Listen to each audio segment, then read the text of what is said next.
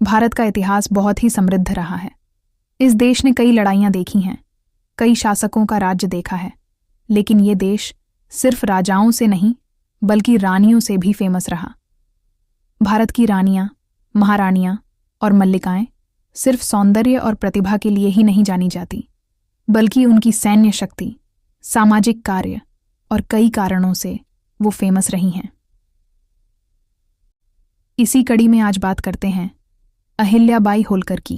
अहिल्याबाई होलकर का नाम सुनकर शायद आपको देश के कई कॉलेज और यूनिवर्सिटीज़ के बारे में याद आता हो, लेकिन यकीन मानिए, उनकी शख्सियत और ख्याति सिर्फ इतनी ही नहीं है।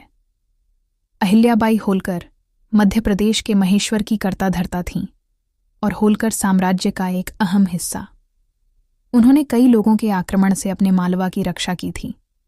उन्हें उनके सामाजिक कार्यों के बारे में भी जाना जाता है। अहिल्याबाई होलकर ने कई धार्मिक कार्य किए।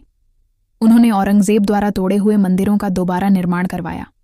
उन्होंने पूरे भारत में श्रीनगर, हरिद्वार, केदारनाथ, बद्रीनाथ, प्रयाग, वाराणसी, नैमिषारण्य, पुरी, रामेश्वरम, सोमनाथ, महाबलेश्वर, पुणे, इंदौर, उडुपी, गोकर्ण, काठमांडू आदि में बहुत से मंदिर बनवाए हैं।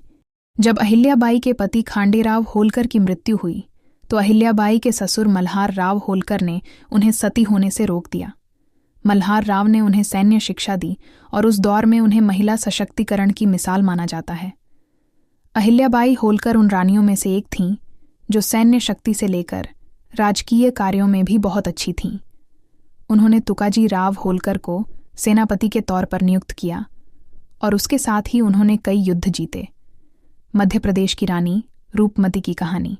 अहिल्याबाई को न्याय की देवी कहा जाता था। एक बार की घटना का जिक्र उन्हें लेकर बहुत प्रचलित है। इसके अनुसार अहिल्याबाई के बेटे मालोजी राव एक बार अपने रथ से सवार होकर राजबाड़ा के पास से गुजर रहे थे। तभी रास्ते में एक गाय का छोटा सा बछड़ा खेल रहा था, लेकिन जैसे ही मालोराव का रथ वहां से गुजरा, वो बछड़ा कूदता फांदता रथ की चपेट में आकर बुरी तरह घायल हो गया। बस चंद मिनटों में तड़प तड़प कर बछड़ा मर गया।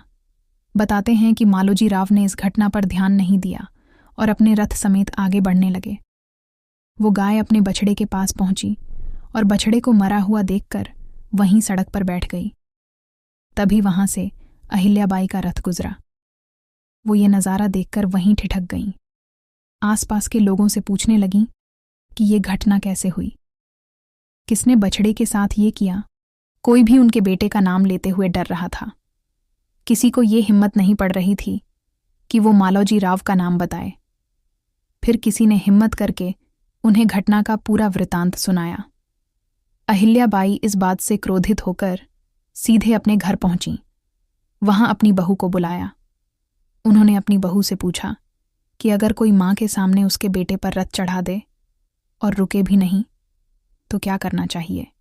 उनके इस सवाल पर उनकी बहू मैनाबाई ने कहा कि ऐसे आदमी को मृत्युदंड देना चाहिए। बहू की बात सुनकर वो काफ़ी देर सोचती रहीं। फिर जब वो सभा में पहुंची तो आदेश दिया कि उनके बेटे मालोजी राव के हाथ पैर बांध दिए जाएं और उन्हें ठीक वैसे ही रथ से कुचलकर मृत्युदंड दिया जाए जैसे गाय के बछड़े की मौत हुई थी। अहिल्याबाई के इस आदेश से सभी एकदम सहम गए।